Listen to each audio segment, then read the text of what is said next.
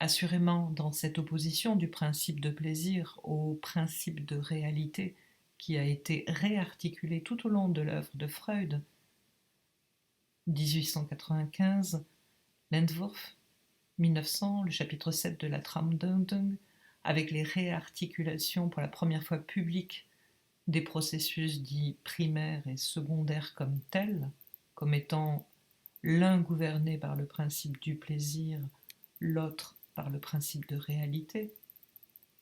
La reprise ensuite en 1911 de l'article d'où l'année dernière je vous ai extrait le rêve dont j'ai fait grand état, à savoir le rêve du père mort. Il ne le savait pas. L'article Formulierungen über die zwei Prinzipien die psychischen Restrehren, on pourrait traduire de la structure psychique. Et plus tard, dans ce malaise dans la civilisation auquel nous arriverons, comme je l'ai promis à notre terme, la même référence, mais qui ne saurait se comprendre si nous n'essayons pas, à partir de cette origine, de voir dans tout son relief ce qu'elle comporte et ce qu'elle constitue. D'autres avant lui ont parlé du plaisir comme d'une fonction directrice. Aristote, vous ai-je dit, ne peut pas ne pas en faire non seulement cas, mais ne peut pas ne pas l'amener au centre même du champ de sa direction éthique. Qu'est-ce que le bonheur s'il ne comporte pas cette fleur du plaisir? Et une part importante de la discussion de l'éthique à Nicomaque sera pour remettre à sa place la véritable fonction du plaisir, amener, très curieusement d'ailleurs, à en faire quelque chose qui n'est pas simplement un état passif. Car dans Aristote, c'est une activité comparée à la fleur qui se dégage de l'activité de la jeunesse. C'est en quelque sorte le rayonnement. De surcroît, c'est aussi du même coup le signe de cet épanouissement d'une action au sens propre de cette energeia, qui est le terme où dans Aristote s'articule la praxis véritable, comme comportant en elle-même sa propre fin. Ici, le plaisir qui, sans aucun doute, je vous l'ai indiqué la dernière fois, a trouvé bien d'autres modulations comme signe, comme stigmate, ou comme bénéfice, ou comme substance du vécu psychique, à travers les âges. Voyons ce qu'ici, au dernier terme, chez celui qui nous interroge, chez Freud, à quoi il est associé dans le principe du plaisir. Et d'abord, ce qui ne peut manquer de nous frapper, c'est que ce principe du plaisir est en somme un principe d'inertie. Le principe du plaisir se présente comme quelque chose qui règle, par une sorte d'automatisme, tout ce qui à la fois converge et résulte d'un processus que Freud tend, dans sa première formulation apparente, à présenter comme le résultat d'un appareil préformé, l'appareil neuronique comme tel. C'est étroitement limité à cet appareil neuronique que le fonctionnement de ce principe est articulé comme réglant les frayages qu'il conserve après en avoir subi les effets. Il s'agit essentiellement de tout ce qui résulte des effets d'une tendance foncière à la décharge, d'une sorte d'activité réglée par la seule Bachnun où une quantité est vouée à s'écouler. C'est là la perspective dans laquelle nous est d'abord présentée l'efficace de ce principe du plaisir. Il suffit de le dire, cette tentative particulière de formulation hypothétique se présente avec un caractère unique dans ce qui nous reste écrit de Freud.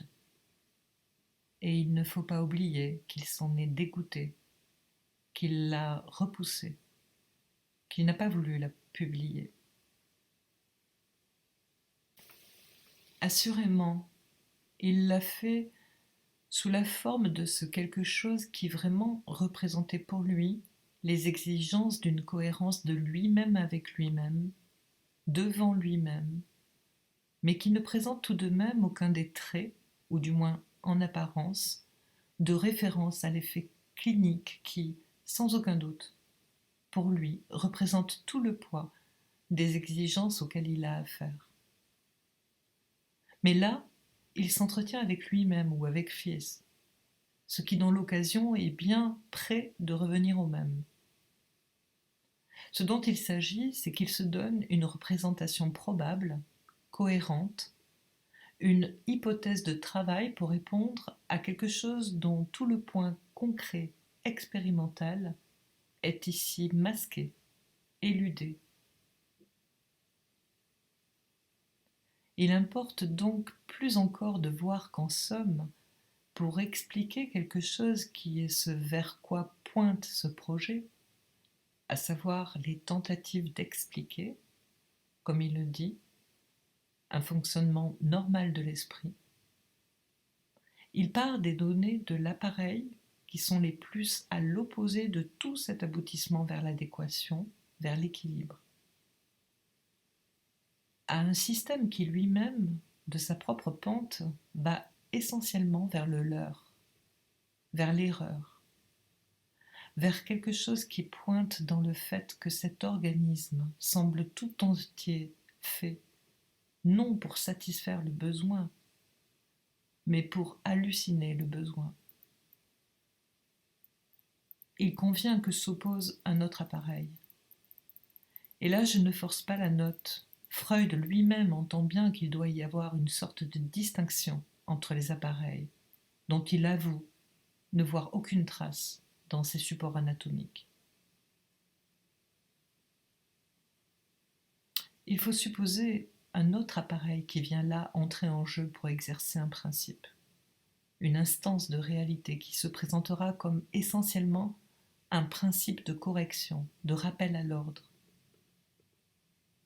Le principe de réalité, c'est-à-dire tout ce à quoi doit, en fin de compte, le fonctionnement de l'appareil neuronique, son efficace, se présente comme un appareil qui va beaucoup plus loin dans le sens d'opposition que le simple contrôle.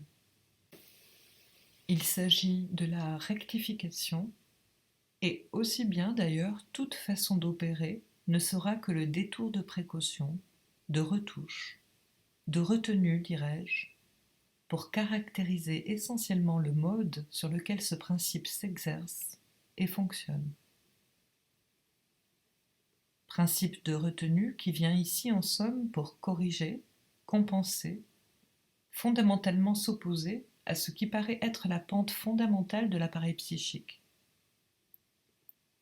Jamais personne, jamais aucun système possible de reconstitution de l'action humaine n'avait été aussi loin dans le caractère fondamentalement conflictuel, introduit à la base, au principe même de ce que comporte normalement l'affrontement d'un organisme qui semble en principe, après tout, disons-le, plutôt destiné à vivre.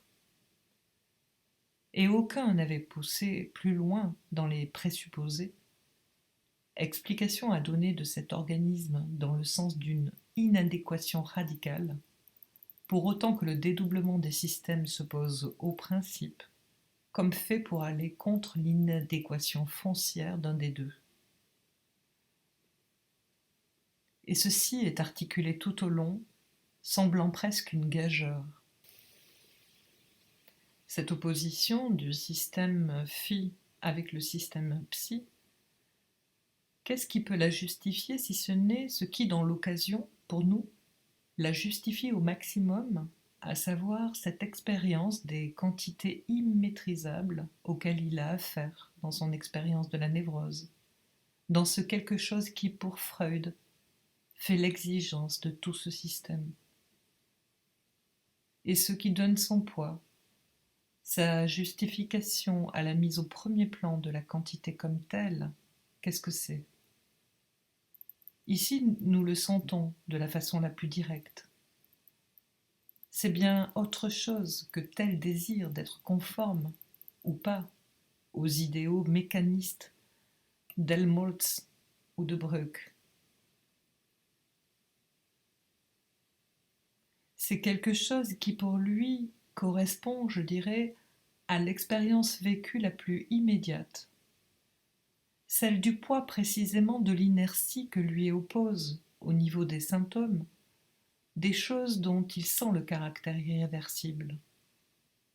C'est là, désignant sa première pénétration dans l'obscurité vers cette Wirklichkeit, qui est ce autour de quoi il porte sa question, c'est là qu'est le ressort et le relief et l'action de toute cette construction dont, à son aridité près.